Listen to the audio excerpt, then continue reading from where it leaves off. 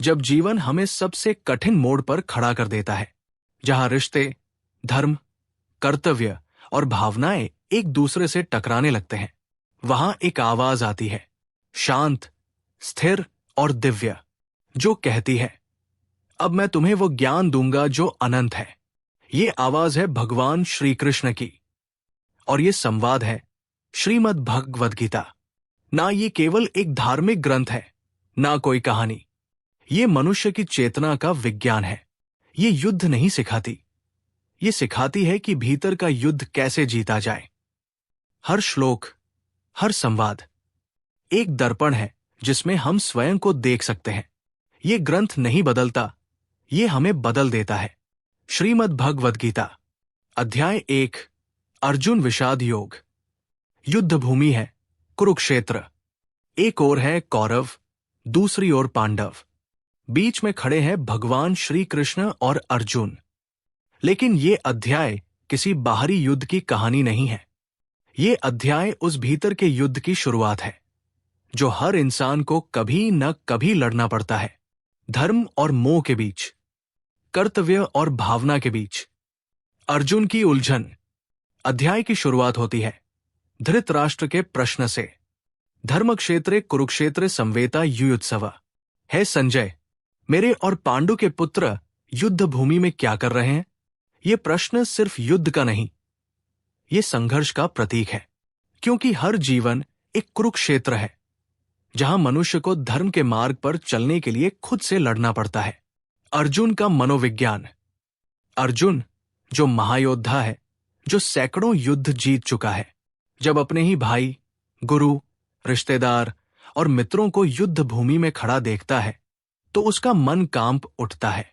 वो कहता है, गांडीवम स्रंस्ते हस्तात। मेरा धनुष हाथ से गिर रहा है। न च शक्नो में वस्थातुम। मैं खड़ा भी नहीं रह पा रहा हूं। ये वो क्षण है जहां वीरता हार जाती है और भावना हावी हो जाती है। अर्जुन युद्ध से नहीं डर रहा, अपनों को खोने के विचार से टूट रहा है। मोह और धर्म का टकराव। अर्जुन कहता है, मुझे युद्ध नहीं चाहिए। राज्य, विजय, सुख सब व्यर्थ है अगर इसके बदले मुझे अपने ही सगे संबंधियों का खून बहाना पड़े। वो सोचता है, क्या ये युद्ध धर्म है? क्या अपने ही लोगों से लड़ना अधर्म नहीं? क्या त्याग ही बेहतर नहीं? उसका मन कर्तव्य और करुणा के बीच बंटा हुआ है। आत्मसमर्पण का क्षण। अर्जुन अंत में श्री कृष्ण से कहता है, कार्पण्य दोषोपहत स्वभाव। हे कृष्ण, मेरी बुद्धि मोह से ढक गई है। शिष्यस्तेह शाधि मात्वा प्रपन्नम। अब मैं आपका शिष्य हूं, मुझे मार्ग दिखाइए। यही वो क्षण है जब गीता का असली आरंभ होता है। जब अर्जुन अहंकार छोड़कर समर्पण करता है, तभी ज्ञान का द्वार खुलता है। अध्याय 1 का सार। ये अध्याय युद्ध का नहीं, मनोवृत्ति का चित्रण है। अर्जुन की दुविधा, उसकी भावनाएं हम सबके भीतर भी होती है। जब जीवन हमें कठिन निर्णयों के सामने खड़ा करता है, तब हमारा मन भी अर्जुन की तरह कांपता है। लेकिन यही आरंभ है। जब भ्रम टूटेगा, तभी आत्मज्ञान प्रकट होगा। अंतिम पंक्ति। अर्जुन का विषाद ही गीता का बीज है। वो भ्रम से शुरू करता है, लेकिन अंत में ब्रह्म ज्ञान की ओर ले जाता है। अध्याय 2, सांख्य योग। ज्ञान का योग, विवेक का आरंभ। श्री कृष्ण की पहली आवाज। जब अर्जुन भ्रम और दुख से टूट चुका था, जब उसके हाथ से गांडीव गिर चुका था और वो शांति की तलाश में युद्ध से भागना चाहता था, तब श्री कृष्ण पहली बार बोलते हैं। उनकी वाणी कठोर नहीं, लेकिन स्पष्ट है। क्लैब्य मास्म गम पार्थ। हे पार्थ, ये निर्बलता तुम पर शोभा नहीं देती। उठो और अपने धर्म का पालन करो। ये शब्द केवल अर्जुन के लिए नहीं थे, ये हर उस मनुष्य के लिए है जो जीवन के युद्ध से पीछे हटना चाहता है। आत्मा का ज्ञान। श्री कृष्ण सबसे पहले अर्जुन को उस सत्य से परिचित कराते हैं जिसे हम भूल चुके हैं, कि हम शरीर नहीं है, हम आत्मा है। न जायते म्रियते वा कदाचित। आत्मा का न कभी जन्म होता है, न मृत्यु। ये नष्ट नहीं होती, ये सनातन है। वे कहते हैं, जो लोग युद्ध भूमि में खड़े हैं वे शरीर रूप से मिट सकते हैं, लेकिन उनकी आत्मा अमर है। तो किसका शोक, किसका भय? जब मृत्यु ही एक भ्रम है, तो फिर किसके लिए ये मोह, कर्म और अधिकार? अर्जुन कर्तव्य से भागना चाहता था। तब श्री कृष्ण उसे कर्म का गूढ़ सिद्धांत बताते हैं। कर्मण्येवाधिकारस्ते मां फलेषु कदाचन। तेरा अधिकार केवल कर्म करने में है, फल की इच्छा मत कर। ये श्लोक गीता का हृदय है। ये हमें सिखाता है, कर्म करो लेकिन अपेक्षा मत पालो। जो आए उसे प्रसाद समझो, और जो ना आए उसके लिए दुखी मत हो। ये निष्काम कर्म योग है, जहां कार्य पूजा बन जाता है। स्थिर बुद्धि योगी कौन? श्री कृष्ण आगे बताते हैं कि स्थिर बुद्धि योगी वह है जिसे न सुख विचलित करता है न दुख, जिसकी बुद्धि मोह से मुक्त है, जो राग द्वेष से परे है, जो आत्मा में स्थित है। स्थित प्रज्ञस्य का भाषा। हे केशव, ऐसे स्थिर बुद्धि योगी का व्यवहार कैसा होता है? श्री कृष्ण उत्तर देते हैं, वो बाहर शांत नहीं, भीतर से स्थिर होता है। सेंसेस उसके अधीन होते हैं। वो सेंसेस का दास नहीं, वो संसार में रहकर भी संसार से परे होता है। इस अध्याय का सार। जब अर्जुन भ्रम में था, तब श्री कृष्ण ने ज्ञान का दीपक जलाया। उन्होंने दिखाया कि आत्मा अमर है, कर्म अनिवार्य है और फल का मोह बंधन है। यही है सांख्य योग, विवेक, आत्मबोध और निष्कामता की ओर पहला कदम। अंतिम पंक्ति। जब तू स्वयं को आत्मा समझेगा, तब तेरा हर कार्य पूजा बन जाएगा और जीवन एक योग। अध्याय 3, कर्मयोग। कर्म ही पूजा है। अर्जुन का प्रश्न। पिछले अध्याय में जब श्री कृष्ण ने ज्ञान और आत्मबोध की महिमा बताई, तो अर्जुन के मन में एक स्वाभाविक प्रश्न उठा, हे माधव, अगर ज्ञान श्रेष्ठ है तो फिर मुझे कर्म करने के लिए क्यों कह रहे हो? यह प्रश्न हर सीकर के मन में आता है। क्या केवल ज्ञान से मुक्ति नहीं मिल सकती? क्या त्याग ही मार्ग नहीं? श्री कृष्ण का उत्तर, कर्म ही जीवन है। श्री कृष्ण मुस्कुराते हैं और कहते हैं, नहीं कश्चित् क्षणपि जातु तिष्ठत्य कर्मकृत। यह संभव नहीं कि कोई भी व्यक्ति क्षण भर भी कर्म किए बिना रह सके। कर्म तो जीवन का स्वभाव है। शरीर, मन, इंद्रिया सब निरंतर क्रियाशील है। प्रश्न ये नहीं है कि कर्म करे या नहीं, प्रश्न ये है कि कर्म को कैसे करें। कर्म में बंधन और मुक्ति।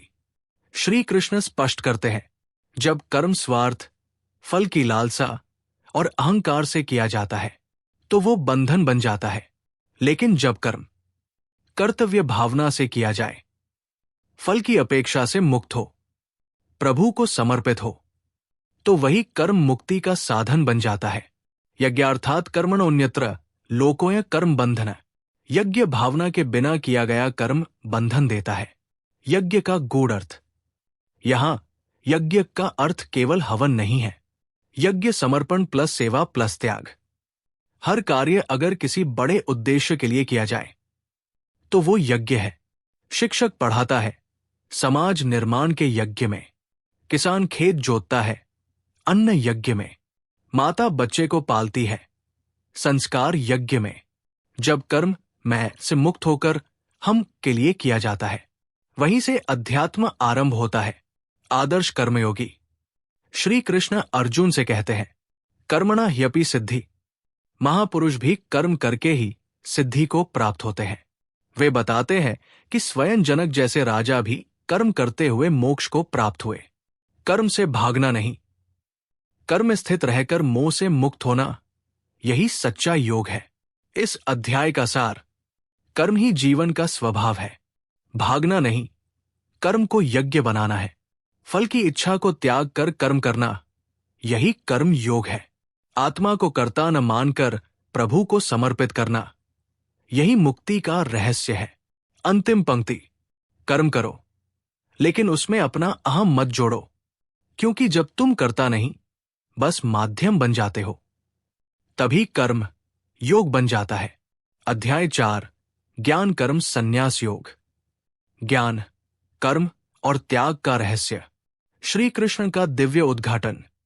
इस अध्याय की शुरुआत होती है एक अद्भुत रहस्य से, जहां श्री कृष्ण कहते हैं, इम विवस्वते योग प्रोक्तवान हम अव्ययम। मैंने ये सनातन योग पहले सूर्य देव विवस्वान को बताया था। अर्जुन चकित होता है, हे भगवान, आपने ये ज्ञान पहले सूर्य को दिया था, लेकिन आप तो अभी जन्मे हो। तब श्री कृष्ण पहली बार अपनी ईश्वरीय सत्ता प्रकट करते हैं। अजोपि सन्न व्ययात्मा भूतानाम ईश्वरोपि सन। मैं अजन्मा हूं, अविनाशी हूं और सृष्टि का स्वामी हूं। फिर भी मैं युगों युगों में अवतार लेता हूं। अवतार का रहस्य यही आता है वो प्रसिद्ध श्लोक जिसे गीता का एक स्तंभ कहा जाता है, यदा यदा ही धर्मस्य ग्लानिर्भवति भारत अभ्युत्थानम अधर्मस्य तदात्मानम सृजाम्यहम्। जब जब धर्म की हानि और अधर्म की वृद्धि होती है, तब तब मैं स्वयं अवतार लेता हूं। ईश्वर जब अधर्म को मिटाने और धर्म की स्थापना के लिए अवतार लेते हैं, तो वो केवल बाहरी युद्ध नहीं, भीतरी अंधकार को भी मिटाते हैं। ज्ञान का यज्ञ।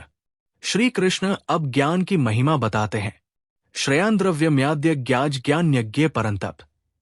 द्रव्य से किया गया यज्ञ महान हो सकता है, लेकिन ज्ञान का यज्ञ उससे भी श्रेष्ठ है।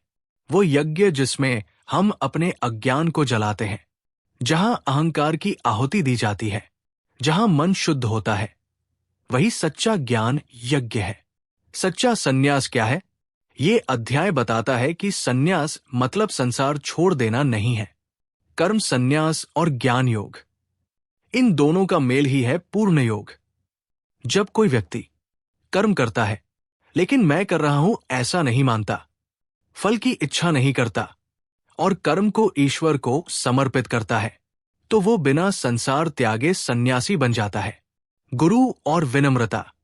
श्री कृष्ण ये भी कहते हैं, तद्विद्धि प्रणिपातेन परिप्रश्नेन सेव्या। सच्चे ज्ञान को जानने के लिए गुरु के पास विनम्रता से जाओ, प्रश्न करो और उनकी सेवा करो। ज्ञान केवल पुस्तकों से नहीं आता, ये श्रद्धा, विनय और सेवा भाव से आता है। इस अध्याय का सार, श्री कृष्ण ने इस सनातन ज्ञान को युगों से बताया है। जब अधर्म बढ़ता है, ईश्वर अवतार लेते हैं। ज्ञान ही वो अग्नि है जो कर्म के बंधनों को भस्म कर देती है। सच्चा सन्यासी वह है जो कर्म करते हुए भी फल से विरक्त होता है। अंतिम पंक्ति, जब कर्म ईश्वर को समर्पित होता है और ज्ञान से प्रकाशित होता है, तो जीवन स्वयं मोक्ष का मार्ग बन जाता है। अध्याय 5, कर्म संन्यास योग। कर्म और त्याग के बीच संतुलन। अर्जुन की जिज्ञासा। अब अर्जुन के मन में फिर प्रश्न उठता है, हे कृष्ण, आप कभी कर्मयोग की प्रशंसा करते हैं और कभी संन्यास, कर्म त्याग की। कृपया मुझे स्पष्ट बताइए कि इनमें से श्रेष्ठ कौन है? ये सवाल आज भी उतना ही प्रासंगिक है। क्या मोक्ष पाने के लिए संसार त्यागना जरूरी है, या क्या कर्म में रहते हुए भी आत्मा की शुद्धि संभव है? श्री कृष्ण का स्पष्ट उत्तर। श्री कृष्ण मुस्कुराते हुए कहते हैं, संन्यासः कर्मयोगश्चनि श्रेष्ठक्रावुभौ तयोस्तु कर्म संन्यासात् कर्मयोगो विशिष्यते। संन्यास और कर्मयोग दोनों मोक्ष की ओर ले जाते हैं, लेकिन कर्मयोग अधिक श्रेष्ठ है। क्यों? क्योंकि कर्मयोग में मनुष्य समाज में रहते हुए, अपने कर्तव्यों को निभाते हुए, स्वयं को फल की अपेक्षा से मुक्त रखते हुए और सब कर्मों को ईश्वर को अर्पित करके मुक्ति प्राप्त कर सकता है। सच्चा सन्यासी कौन? न द्वेष्टि अकुशलन कर्म, नुषज्जते शुभे कर्म। जो व्यक्ति न शुभ कर्म से आसक्त होता है और न ही अशुभ से द्वेष करता है, वही सच्चा सन्यासी है। सन्यास वस्त्र बदलने का नहीं, दृष्टिकोण बदलने का नाम है। वो व्यक्ति जो बिना मोह और घृणा के कर्म करता है, जो सुख दुख, हानि लाभ, सफलता असफलता में सम रहता है और जो अपने कर्तव्य को प्रभु की सेवा मानता है, वही जीवन में सच्चा त्यागी है। ब्रह्म भाव की अनुभूति। श्री कृष्ण बताते हैं कि जब योगी अपने कर्मों से परे होकर आत्मा में स्थित हो जाता है, तो वो ब्रह्म भाव को प्राप्त करता है। ब्रह्म भावने ब्रह्म कर्माणि कुर्वन्। वो योगी तब जानता है कि वास्तव में करने वाला कोई नहीं है, सब ब्रह्मा की ही लीला है। दृष्टि का परिवर्तन। एक सुंदर श्लोक इस अध्याय का हृदय है। विद्या विन्य संपन्ने ब्राह्मणे गवि हस्तिनी शुनि चैव श्वपाके च पंडिताएं समदर्शिन। ज्ञानी व्यक्ति ब्राह्मण, गाय, हाथी, कुत्ता और चांडाल सभी में एक ही आत्मा को देखता है। ये दृष्टि, ये संभाव, यही है योग का चरम। इस अध्याय का सार, कर्म और संन्यास दोनों मोक्ष के मार्ग हैं, लेकिन कर्मयोग व्यवहारिक और श्रेष्ठ है। सच्चा त्याग वस्त्र नहीं, मन का है। ज्ञानी व्यक्ति संसार में रहते हुए भी ब्रह्मा में स्थित होता है। अंतिम पंक्ति। जब तू कर्म करता है पर उस कर्म का अहंकार नहीं रखता, तो वो कर्म तुझे नहीं बांधता, वो तुझे मुक्त करता है। अध्याय 6 ध्यान योग। मन को जीतने की कला। योगी कौन है? श्री कृष्ण इस अध्याय की शुरुआत में बताते हैं कि सच्चा योगी वो नहीं जो केवल तप करता है या जिसने संसार त्याग दिया है। अनाश्रितः कर्मफलम कार्य कर्म करोति ये स सन्यासी च योगी च न निरग्निर्न चाक्रिय।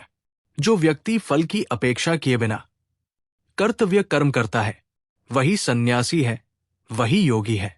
त्याग का अर्थ क्रिया त्याग नहीं, बल्कि अपेक्षा और अहंकार का त्याग है। आत्मा का मित्र और शत्रु। अब श्री कृष्ण एक महत्वपूर्ण सत्य प्रकट करते हैं। उद्धरेदात्मनात्मानं नात्मानमवसादयेत्। आत्मैव ह्यात्मनो बंधुरात्मैव रिपुरात्मना। मनुष्य स्वयं का उद्धार स्वयं कर सकता है, क्योंकि आत्मा ही उसका सबसे बड़ा मित्र है और सबसे बड़ा शत्रु भी। यदि मन संयमित हो तो ये उद्धार का साधन है, और यदि मन असंयमित हो तो ये पतन का कारण बन जाता है। ध्यान क्या है? अब श्री कृष्ण सिखाते हैं ध्यान योग की विधि। एकांत में शांत स्थान पर बैठो, रीढ़ सीधी हो, शरीर स्थिर हो, दृष्टि नाक के अग्रभाग पर, मन एकाग्र हो, सांस नियंत्रित हो। तत्रैकाग्रं मन कृत्वा यच्चित्तेन्द्रिय क्रिया उपविश्यासने युञ्ज्याद्योगमात्म विशुद्धये। इस प्रकार ध्यानस्थ होकर योगी आत्मा की शुद्धि के लिए अभ्यास करे। ध्यान का अर्थ है बाहरी संसार से हटकर भीतर उतरना।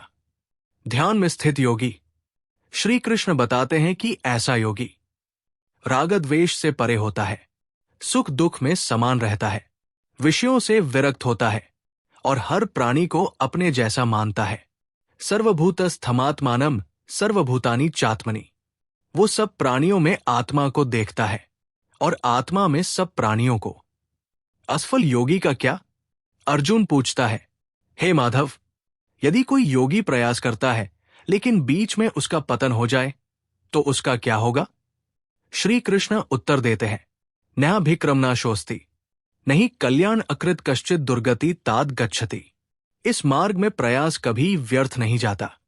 जो सच्चे मन से आरंभ करता है वो जन जन तक ऊंचे मार्ग पर बढ़ता है। श्रेष्ठ कौन? श्री कृष्ण इस अध्याय के अंत में कहते हैं, योगिनांपि सर्वेशा।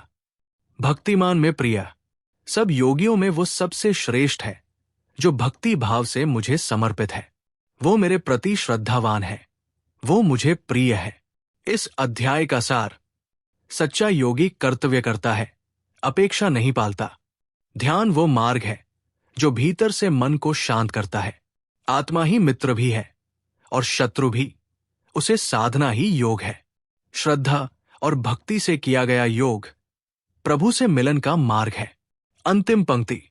ध्यान कोई तकनीक नहीं, ये एक समर्पण है जहां मन मौन होता है और आत्मा ईश्वर से बात करती है। अध्याय 7 ज्ञान विज्ञान योग। ईश्वर को जानने और अनुभव करने का मार्ग। अब ज्ञान से विज्ञान की ओर। पिछले अध्यायों में श्री कृष्ण ने आत्मा, कर्म और ध्यान की बातें की, लेकिन अब वे अर्जुन को स्वयं ईश्वर की वास्तविकता समझाने जा रहे हैं। वे कहते हैं, मया सक्तम न पार्थ योग युञ्जन दाश्रय असंशय समग्रणमा यथा ज्ञास्यसि तच्छरिणो। हे अर्जुन, यदि तू अपने मन को मुझ में लगाकर मेरे शरणागत होकर योग में स्थित होगा तो तू मुझे संपूर्णता से जान पाएगा। ये अध्याय जानना और अनुभव करना, इन दोनों के बीच की दूरी को मिटाता है। मेरी प्रकृति दो है। श्री कृष्ण बताते हैं कि उनकी प्रकृति दो प्रकार की है। एक, अपरा प्रकृति, भौतिक प्रकृति, पृथ्वी, जल, अग्नि, वायु, आकाश, मन, बुद्धि और अहंकार। दो, परा प्रकृति, चेतन आत्मा, जो संपूर्ण सृष्टि में जीवन का स्रोत है। भूमिरापोन्लो वायु, अहंकार इतियम में भिन्ना प्रकृतिरष्टधा। इन 8 तत्वों से बना है ये संसार। लेकिन ये मेरी निम्न प्रकृति है। मेरी उच्च प्रकृति वह चेतना है जो सबको चलायमान करती है। मैं ही कारण हूं।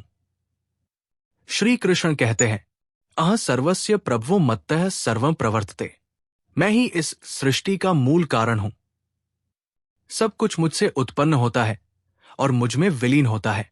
जैसे मोती की माला में धागा अदृश्य होता है, फिर भी वो सबको बांधता है, वैसे ही मैं सृष्टि में अदृश्य होकर भी सबको धारण करता हूं। क्यों नहीं जान पाते लोग मुझे? नाह प्रकाश सर्वस्य योग माया स्मावृत। मैं हर किसी को प्रकट नहीं होता, क्योंकि मेरी योगमाया लोगों की बुद्धि को ढक देती है। अहंकार, इच्छाएं और मोह, ये सभी मनुष्य को सत्य देखने से रोकते हैं। सिर्फ श्रद्धा, समर्पण और निर्मल बुद्धि से कोई ईश्वर के वास्तविक स्वरूप को जान सकता है। दुर्लभ है वे जो मुझे जानते हैं। बहुना जन्म नामन्ते ज्ञानवान्मा प्रपद्यते। वासुदेव सर्वमिति स महात्मा सुदुर्लभ। अनेक जन्मों के बाद कोई ज्ञानी ये समझता है कि वासुदेव ही सब कुछ है, और ऐसा महात्मा इस संसार में अत्यंत दुर्लभ होता है। 4 प्रकार के भक्त। श्री कृष्ण कहते हैं, 4 प्रकार के लोग मेरी भक्ति करते हैं। 1, आर्त, दुख में सहायता चाहने वाला। 2, जिज्ञासु, ज्ञान की खोज में लगे हुए। 3, अर्थार्थी, धन संपत्ति या इच्छाओं की पूर्ति की कामना रखने वाले। 4, ज्ञानी, जो मुझे ही अंतिम सत्य मानता है। इनमें ज्ञानी सबसे प्रिय होता है, क्योंकि वह मुझे प्रेम करता है, न कि लाभ के लिए।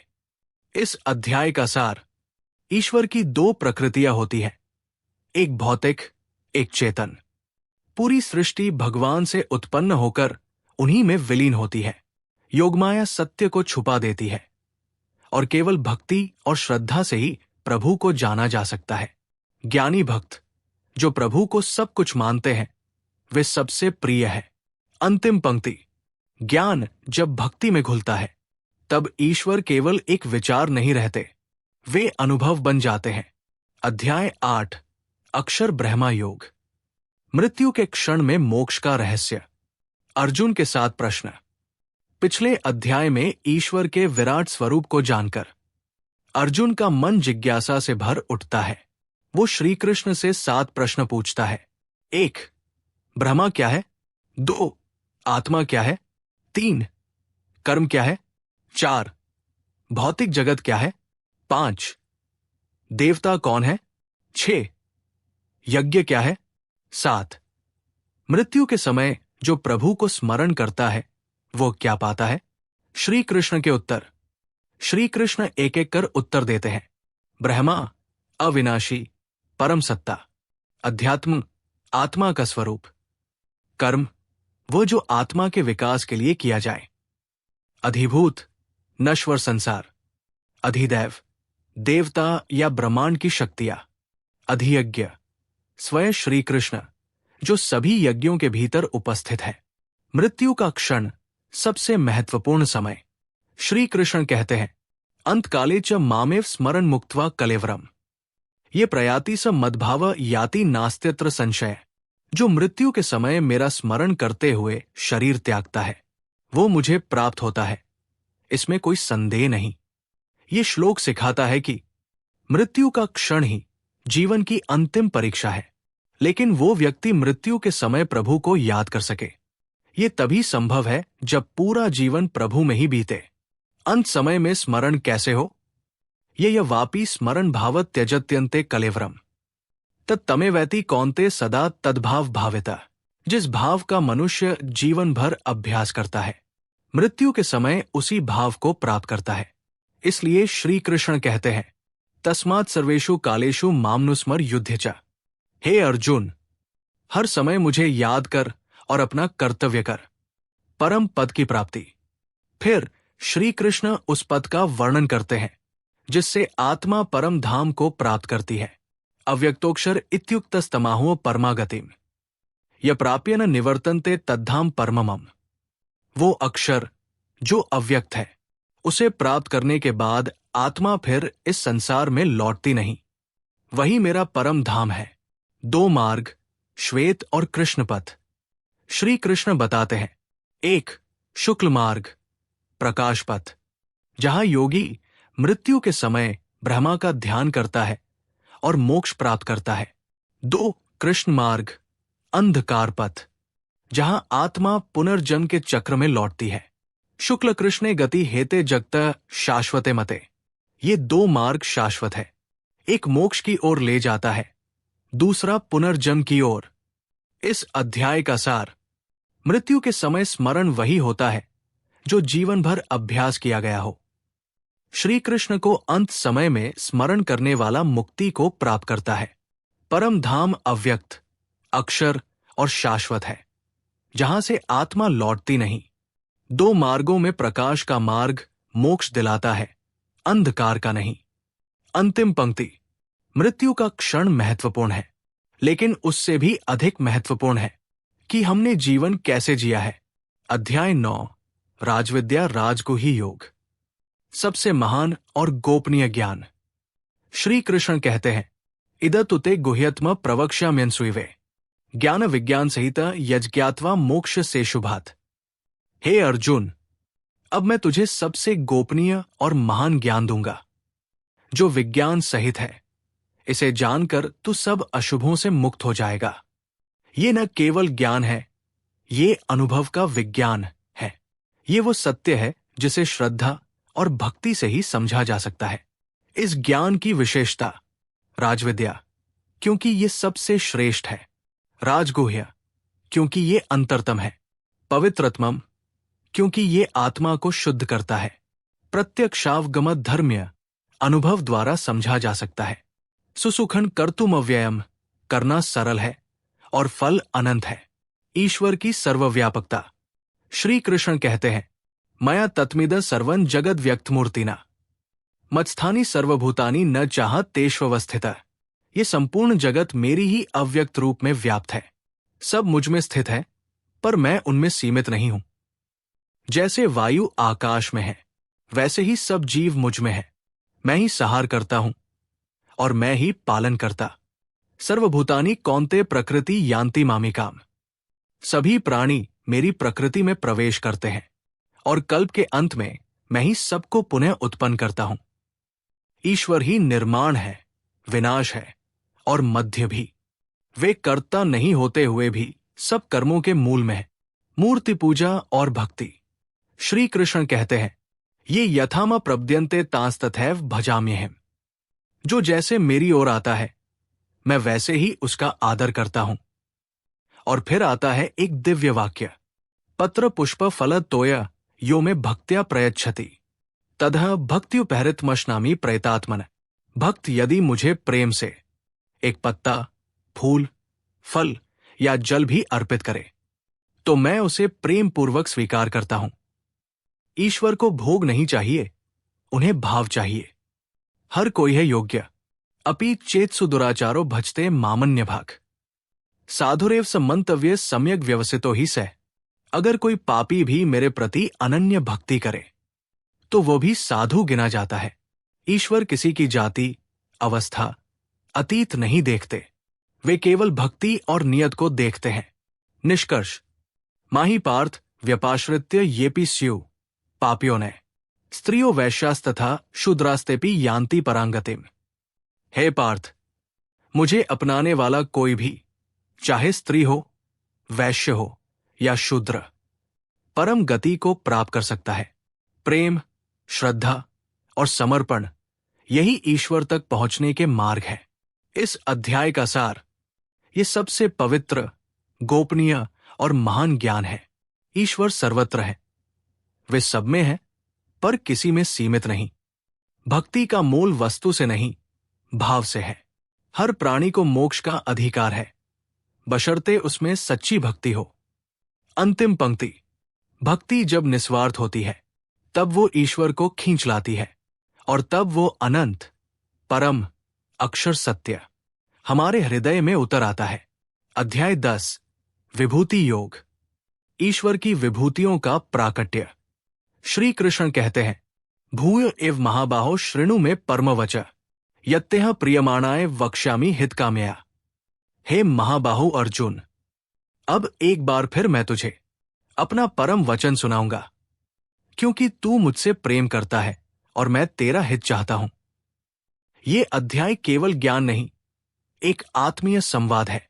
ईश्वर का रहस्य।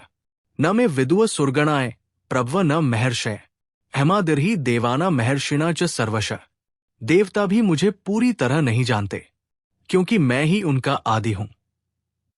ईश्वर को जान पाना तर्क से नहीं, श्रद्धा और समर्पण से संभव है। ईश्वर की विभूतियां क्या है? अब श्री कृष्ण बताते हैं कि वे इस संसार में हर श्रेष्ठ चीज में, हर अद्वितीय तत्व में विद्यमान है। अहमात्मा गुणाकेश सर्वभूताश्च स्थितः हेमादिश्च मध्य च भूतानामंत एव च। हे अर्जुन, मैं सभी प्राणियों के हृदय में स्थित आत्मा हूं। मैं ही उनका आदि, मध्य और अंत हूं। अर्जुन के मन में श्रद्धा और विस्मय। अर्जुन अब नमन करता है। वो समझता है कि श्री कृष्ण कोई साधारण योद्धा नहीं, बल्कि संपूर्ण ब्रह्मांड के प्राण है। वो कहता है, पर ब्रह्मा पर धाम पवित्र परम भवान पुरुषं शाश्वत दिव्यमादिदेव मज विभुम। हे कृष्ण, आप ही परम ब्रह्मा है, आप ही शाश्वत, दिव्य, अजेय पुरुष है। विभूतियों की गिनती शुरू होती है। अब श्री कृष्ण कुछ विशेष विभूतियां बताते हैं। हर जगह सबसे श्रेष्ठ, अद्वितीय और अद्भुत में वे स्वयं हैं। ऋषियों में नारद, यज्ञों में जप यज्ञ, पर्वतों में मेरु, पक्षियों में गरुड़, वृक्षों में अश्वत्थ, पीपल, नदियों में गंगा, देवताओं में इंद्र, ज्ञानियों में व्यास, वीरों में राम, सांपों में वासुकी, सत्कर्म में तेज सूर्य, शक्तिशाली मौन, मैं मौन भी हूं। यद्यद विभूति मत्सत्व श्रीम दुर्जित में वा तत्देवावगच्छ त्वमं तेजोंश संभवम। हे अर्जुन, जो कुछ भी इस संसार में विशिष्ट, सुंदर और प्रभावशाली है, उसे मेरा ही अंश समझो। अंत में श्री कृष्ण कहते हैं, न अंतोस्ति मम दिव्याना विभूतिना परंतप एष तु देशतः प्रोक्तो विभूतिर्विस्तरो मया। हे अर्जुन, मेरी दिव्य विभूतियों का अंत नहीं है, मैंने तो सिर्फ संक्षेप में बताया है। इस अध्याय का सार, ईश्वर को जानने के लिए श्रद्धा, भक्ति और प्रेम चाहिए। जो कुछ भी महान, सुंदर, तेजस्वी और अनुपम है, वो ईश्वर का अंश है। अर्जुन श्री कृष्ण को केवल मित्र नहीं, अब ईश्वर स्वरूप मानता है। ये अध्याय सिखाता है, ईश्वर को खोजने के लिए दूर जाने की जरूरत नहीं, वो सब में है, श्रेष्ठतम रूप में। अंतिम पंक्ति।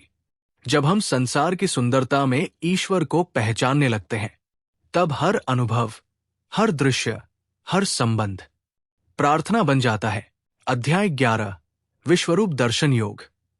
ईश्वर का विराट स्वरूप, जो शब्दों से परे है। अर्जुन की प्रार्थना। पिछले अध्याय में जब श्री कृष्ण ने कहा कि मैं सब श्रेष्ठ चीजों में हूं, तब अर्जुन की जिज्ञासा और श्रद्धा चरम पर पहुंच जाती है। वो कहता है, मन्यसे यदि तच्छक्य मया द्रष्टुमिति प्रभो योगेश्वर ततो में त्वं दर्शयात्मान्मव्ययम्। हे प्रभु, यदि आप मुझे अपनी दिव्यता दिखाना चाहें, तो कृपा करके मुझे अपना अव्यय रूप दिखाइए। श्री कृष्ण देते हैं दिव्य दृष्टि। न तुम शक्य से द्रष्टुम नैव स्वचक्षुषा दिव्य ददामि ते चक्षुः पश्य में योगमैश्वरम। हे अर्जुन, तुम मुझे अपनी सामान्य दृष्टि से नहीं देख सकते, मैं तुम्हें दिव्य नेत्र देता हूं। अब मेरी योग शक्ति का विराट रूप देखो। और तभी विराट दर्शन आरंभ होता है। अर्जुन देखता है, हजारों सिर, हजारों नेत्र, असंख्य भुजाएं, सूर्य और अग्नि से भी तेज प्रकाश, अनेक देवी देवता, ऋषि, यक्ष, गंधर्व, राक्षस, साधु संत, ब्रह्मांड की संपूर्ण गति, निर्माण और विनाश सब एक साथ उस रूप में विद्यमान। दिवि सूर्यसहस्रस्य भवेद्युग्दुत्थिता, यदि भाए सदृशी सा स्याद्भासस्तस्य महात्मना, यदि एक साथ हजारों सूर्यों का प्रकाश फूट पड़े तो भी वो उस विराट रूप की चमक के समान नहीं होगा। सब कुछ उसी में समाया है। पश्यादित्यान सुनरुद्रांश्विनौ मरुतस्तथा, बहुन्य दृष्ट पूर्वाणी पश्याश्चर्याणि भारत। हे अर्जुन, देखो आदित्य, वसु, रुद्र, अश्विन, मरुत और अनेकों अद्भुत दृश्य, जो कुछ भी अस्तित्व में है वो उसी में समाया है। अर्जुन भयभीत हो जाता है। अब दृश्य बदलता है। वो रूप करुणामय नहीं, भयंकर बन जाता है। मुख अग्नि से दहकते हैं। असंख्य योद्धा उसमें समा रहे हैं। काल के समान विनाशकारी रूप सामने है। कालोस्मि लोकक्षकृत प्रवृद्धो, लोकांस्माहर्तुमिये प्रवृत्ता। मैं काल हूं, संसार का सहार करने वाला। इस समय मैं सब लोगों को ग्रसने आया हूं। अर्जुन थरथराता है।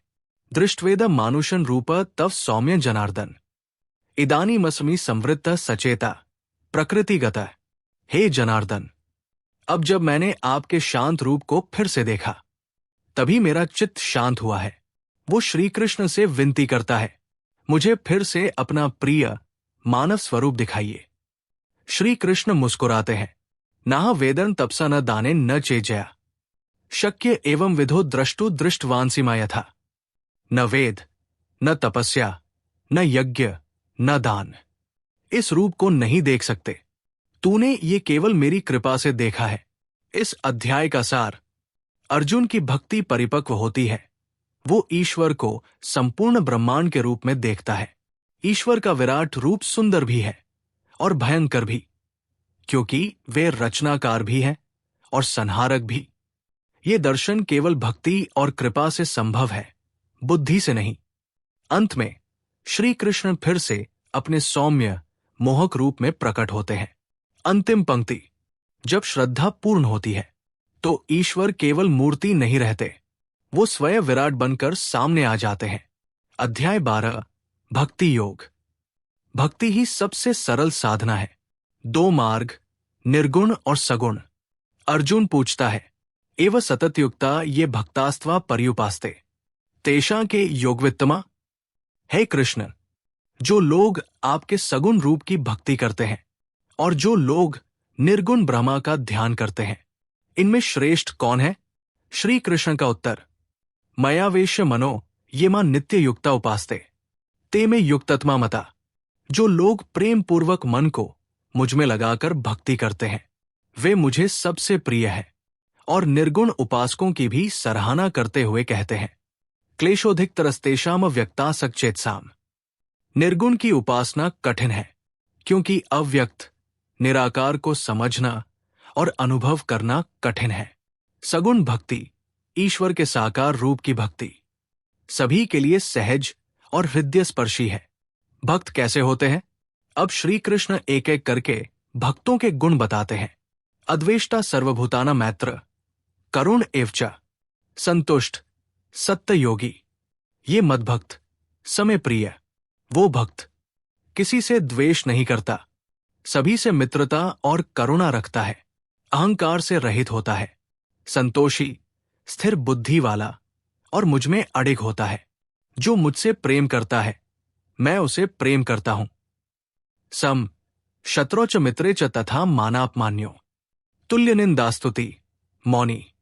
ये भक्तिमान समय प्रिय, जो निंदास्तुति, सफलता विफलता, मान अपमान सब में समान रहता है। वो भक्त मुझे अत्यंत प्रिय है। कौन है मुझे सबसे प्रिय? अंत में श्री कृष्ण कहते हैं, ये तो धर्म्यामृतमेद यथोक्त पर्युपास्ते, श्रद्धधाना मत्परमा, भक्तास्तेतीव में प्रिया।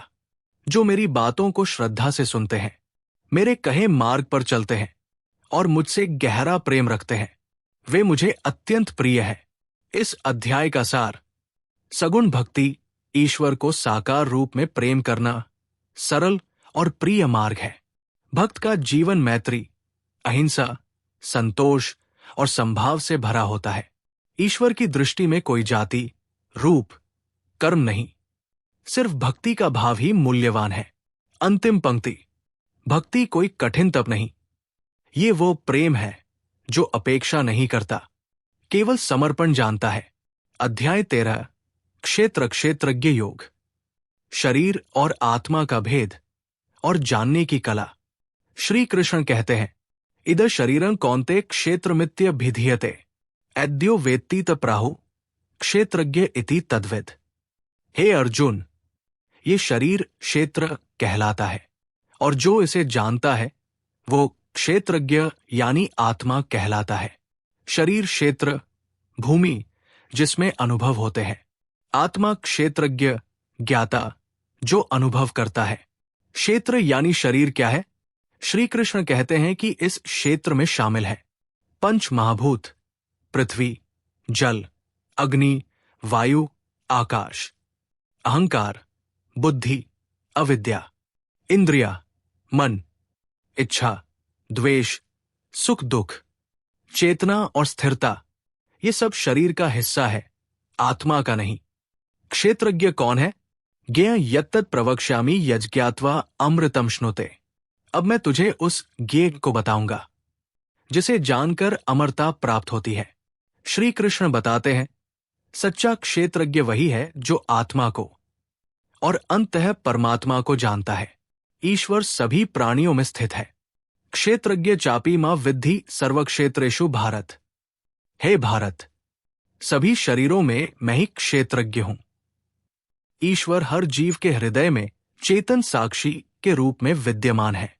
ये अध्याय स्पष्ट करता है, ईश्वर आत्मा से भी परे हैं, वे सर्वात्मा है। सच्चा ज्ञान क्या है? अमानित्वम दम्भित्वम हिंसा क्षान्तिरार्जवम एतज ज्ञानमिति प्रोक्तमज्ञान यत्तोन्यथा। अहंकाररहित होना, अहिंसा, क्षमा, सरलता, गुरुसेवा, वैराग्य, विषयों की अनासक्ति, ये सब ज्ञान है। जो इन गुणों को धारण करता है वही ज्ञानवान है, बाकी सब अज्ञान है। ये जानने योग्य क्या है? श्री कृष्ण बताते हैं कि जानने योग्य वही है, अनादिमत परं ब्रह्मा न सत्तन्नासदुच्यते, जिसका न आदि है न अंत, जो सच्चिदानंद है वही ब्रह्मा है। ये परमात्मा सब कुछ में व्याप्त है, सबसे परे है, सब कुछ को देखता है, लेकिन स्वयं अदृश्य है, अचल, अखंड, शुद्ध और एकमात्र सत्य है।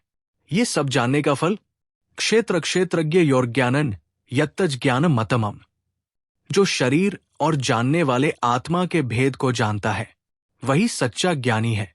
इस अध्याय का सार: शरीर क्षेत्र है, आत्मा क्षेत्रज्ञ है। ईश्वर सब शरीरों में उपस्थित परम क्षेत्रज्ञ है।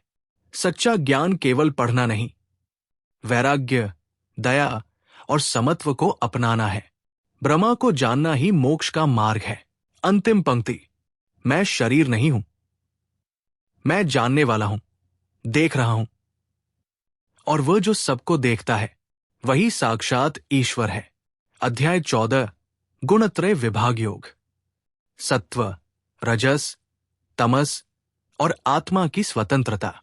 श्री कृष्ण कहते हैं, परभूय प्रवक्ष्यामि ज्ञानाना ज्ञानमुत्तमम् यज्ञात्वा मुन्य सर्वे परा सिद्धिमितो गताय।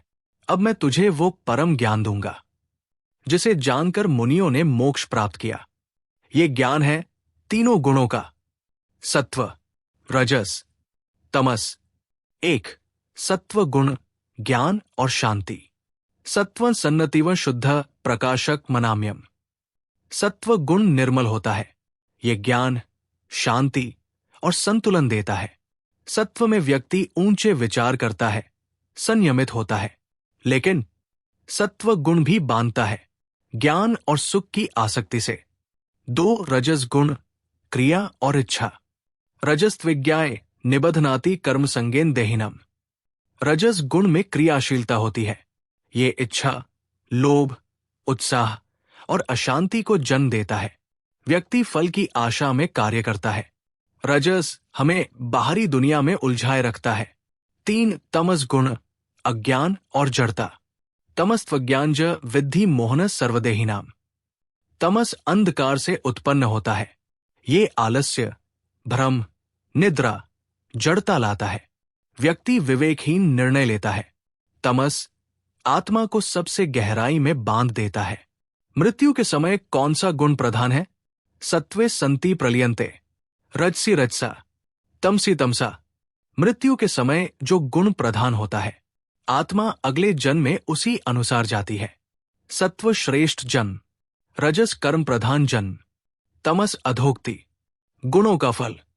सत्व शुद्धि और ज्ञान, रजस कर्म और संघर्ष, तमस मोह और पतन। आत्मा इनसे परे है। श्री कृष्ण कहते हैं, गुणाने तांतीत्य त्रीन देही देह स्मुद भवान।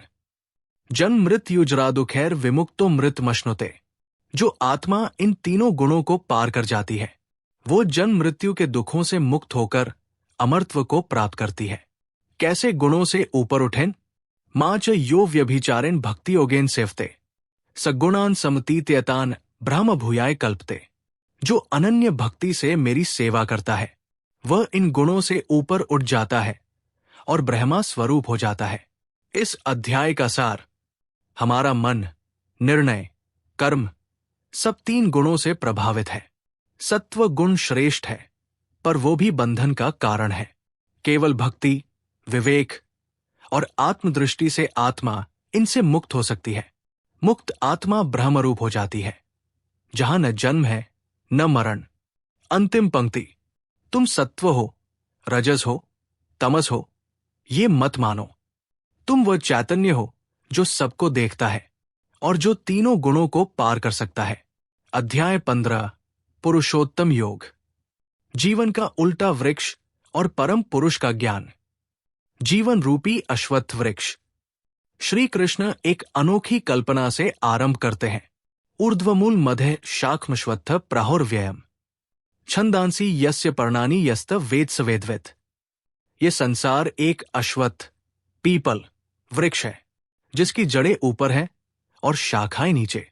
इसका आधार ब्रह्मा है और वेद इसके पत्ते हैं। ये संसार स्थायी दिखता है, पर वास्तव में क्षण भंगुर है। ये वृक्ष मोह और माया से बना है। इस वृक्ष से मुक्ति कैसे? न रूपम से तथोपलभिते, नान्तो न चादिर्न च संप्रतिष्ठा। इस वृक्ष का असली स्वरूप जाना नहीं जा सकता। इसका न आदि है न अंत। इसलिए श्री कृष्ण कहते हैं, असंशस्त्रेण दृढ़ेन छित्त्वा। माया और आसक्ति की तलवार से इस वृक्ष को काट डालो और परम धाम की ओर बढ़ो, परम पुरुष की ओर वापसी। तत् पद तत्परि मार्गितव्यन, यस्मिंक्ता न निवर्तन्ति भूये। उस परम पद को खोजो, जहां जाने के बाद आत्मा फिर इस संसार में लौटती नहीं। आत्मा इस शरीर में कैसा है? श्री कृष्ण समझाते हैं, उत्क्रामंत स्थित वापी भुंजानम वाग गुणान्वितम, विमूढ़ा नानुपश्यन्ति पश्यन्ति ज्ञान चक्षुष। आत्मा शरीर में कैसे आता है, टिकता है और जाता है, ये साधारण लोग नहीं, केवल ज्ञानी ही देख सकते हैं। आत्मा शरीर बदलता है, पर स्वरूप में अजर, अमर, अचिंत्य है। परम पुरुष कौन है? श्री कृष्ण 3 स्तरों की व्याख्या करते हैं। 1, क्षर पुरुष जो नश्वर है, भौतिक जीव। 2, अक्षर पुरुष जो अविनाशी आत्मा है। 3, पुरुषोत्तम जो इन दोनों से परे है, स्वयं परमात्मा। उत्तम, पुरुषस्त्वन्य, परमात्मेत्युदाहरित, यो लोकत्रयमाविश्य बिभर्त्य व्यय ईश्वर। जो तीनों लोकों को धारण करता है, वही पुरुषोत्तम है। श्री कृष्ण का उद्घोष, यो मामेवं सम्मूढ़ो जानाति पुरुषोत्तमम्, सर्वविद भजती मां सर्वभावेन भारत। जो मुझे पुरुषोत्तम रूप में जानता है, वो सब कुछ जान जाता है और पूरे भाव से मेरी भक्ति करता है। इस अध्याय का सार, ये संसार एक उल्टा वृक्ष है, जिसकी जड़ें ऊपर ब्रह्मा में है। आत्मा इस वृक्ष के मोह में उलझी रहती है। मुक्ति तभी संभव है जब हम इस वृक्ष को मोह से काटें। पुरुषोत्तम, परम पुरुष ही अंतिम सत्य है, वही ईश्वर है। श्री कृष्ण स्वयं कहते हैं, मैं ही वो पुरुषोत्तम हूं। अंतिम पंक्ति। जब तक हम संसार रूपी वृक्ष में लिप्त रहते हैं, हम घूमते रहेंगे। जब पुरुषोत्तम को पहचान लेते हैं, हम घर लौट आते हैं। अध्याय 16, दैवासुर संपद विभाग योग। मनुष्य के दो स्वभाव, दिव्यता और दैत्यत्व। श्री कृष्ण कहते हैं, अभ्य सत्वसन शुद्धिर ज्ञान योग व्यवस्थिति दान दमश्च यज्ञश्च स्वाध्यायस्तप आर्जवम। दैवी स्वभाव वाले व्यक्तियों में होते हैं ये गुण: निर्भयता, अंत करण की शुद्धता, ज्ञान और योग में स्थिरता, दान, संयम, यज्ञ और तपस्या, सरलता और सत्यता, अहिंसा, क्षमा, करुणा, अलोभिता। ये सभी गुण आत्मा को उन्नत करते हैं। अब श्री कृष्ण बताते हैं आसुरी स्वभाव क्या होता है। दंभो दर्पोभिमानश्च क्रोधः पारुष्यमेव च अज्ञान चाभि जातस्य पार्थ संपदामासुरीम। इनमें होते हैं दंभ, घमंड, अहंकार, क्रोध, कठोरता, मोह और अज्ञान, धर्म का अपमान, स्वार्थ और कपट। ये गुण आत्मा को नीचे गिराते हैं और पुनर्जन्म में बांधते हैं। दैवी संपत्ति का फल: दैवी संपद विमोक्षाय निबंधायासुरी मता। दैवी गुण मुक्ति का मार्ग, आसुरी गुण बंधन का कारण। आसुरी प्रवृत्ति वाले क्या सोचते हैं? असत्य अप्रतिष्ठते जगदाहुर्नीश्वरम। वे कहते हैं, ये संसार बिना ईश्वर के है, बिना उद्देश्य के है। इस विचार से वे विषयों में डूबते हैं, काम, क्रोध और लोभ के वश में होते हैं, अधर्म और हिंसा को सही ठहराते हैं। कामाश्रित्य दुष्पूरन दंभमान दानविताएं, मोहाद गरिहित्वास ग्रहान प्रवर्तनते अशुचिव्रताएं। श्री कृष्ण की चेतावनी: ता अहद्विषतः क्रूरान संसारेषु नराधमान आसुरीष्वेव योनिषु मूढ़ा जन्मनि जन्मनि। जो आसुरी स्वभाव से भर जाते हैं, मैं उन्हें बार बार अधम योनियों में जन्म देता हूं। आशा की किरण: त्रिविधा नरकसेदम द्वारण नाशनमात्मन कामय क्रोधस्तथा लोभस्तस्मादेतत्रयं त्यजेत। काम, क्रोध और लोभ ये नरक के 3 द्वार हैं। इन्हें त्याग दो, यही आत्मा का कल्याण है। धर्म का आधार क्या है? तस्मात् शास्त्रं प्रमाणते कार्य व्यवस्थितो। क्या करना है और क्या नहीं, इसका निर्णय शास्त्रों के अनुसार करो। स्वेच्छाचार जीवन को पतन की ओर ले जाता है। इस अध्याय का सार: हर व्यक्ति के भीतर दैवी और आसुरी दोनों प्रवृत्तियां हैं। हमारी दिशा का निर्णय इस बात पर होता है कि हम किसे पोषित करते हैं। दैवी गुण हमें ईश्वर के समीप लाते हैं। आसुरी प्रवृत्तियां हमें बार बार जन्म मरण में उलझा देती है। आत्मा को उन्नत करने का मार्ग है शुद्ध आचरण प्लस भक्ति प्लस ज्ञान। अंतिम पंक्ति: जीवन एक युद्ध है, भीतर के देव और दानव के बीच। जो दैवी गुणों का साथ देता है, वही अंत में विजय पाता है। अध्याय 17, श्रद्धात्रय विभाग योग। श्रद्धा के 3 रूप और उनका फल। अर्जुन का प्रश्न: ये शास्त्र विधि मुत्सृज्य यजन्ते श्रद्धयान्विताय तेषा निष्ठा तुका कृष्ण सत्वमाहो रजस्तमा। हे कृष्ण, जो लोग शास्त्रों की विधि न मानते हुए भी श्रद्धा से पूजा करते हैं, उनकी श्रद्धा सत्वगुणी है या रजस या तमस? श्री कृष्ण का उत्तर: त्रिविधा भवती श्रद्धा देहिना सा स्वभावजा सात्विकी राजसी चैव तामसी चेतिता श्रेणु। मनुष्य की श्रद्धा जन्म से ही उसके स्वभाव के अनुसार होती है और वो 3 प्रकार की होती है।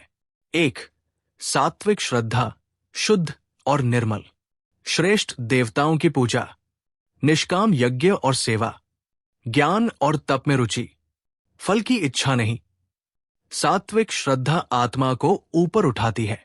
2. राजसी श्रद्धा, स्वार्थ और दिखावा, यक्षों, राक्षसों की पूजा, यज्ञ, तप और दान सिर्फ नाम और प्रसिद्धि के लिए, फल की तीव्र कामना। राजसी श्रद्धा बाहर चमकती है, भीतर खोखली होती है। 3. तामसी श्रद्धा, अंधश्रद्धा और अज्ञान।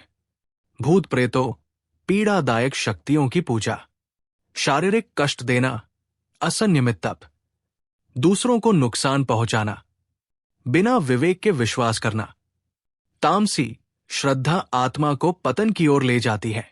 यज्ञ, तप और दान भी 3 प्रकार के होते हैं। सात्विक यज्ञ, शास्त्रों के अनुसार श्रद्धा से फल की अपेक्षा किए बिना। राजस यज्ञ, दिखावे के लिए, यश प्राप्ति हेतु। तामस यज्ञ, बिना मंत्र, बिना श्रद्धा, बिना शुद्धता के किया गया। तप, शारीरिक तप, देव, गुरु और ब्राह्मण की सेवा। वाणी का तप, मधुर, सत्य, प्रिय वचन। मन का तप, संतोष, मौन, एकाग्रता। सात्विक तप, ईश्वर के लिए। राजस तप, दिखावे के लिए। तामस तप, मूर्खतापूर्ण, आत्म दुखदायक। दान, सात्विक दान, समय पर, योग्य व्यक्ति को, बिना अपेक्षा के। राजस दान, स्वार्थ या बदले की उम्मीद में। तामस दान, अनुचित स्थान या व्यक्ति को, अपमान सहित। 3 शब्दों का महत्व, तत्, सत।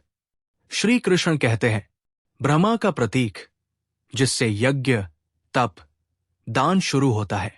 तत्, ये ईश्वर के लिए है, फल की अपेक्षा नहीं। सत, सत्य, अस्तित्व और पवित्रता का स्वरूप।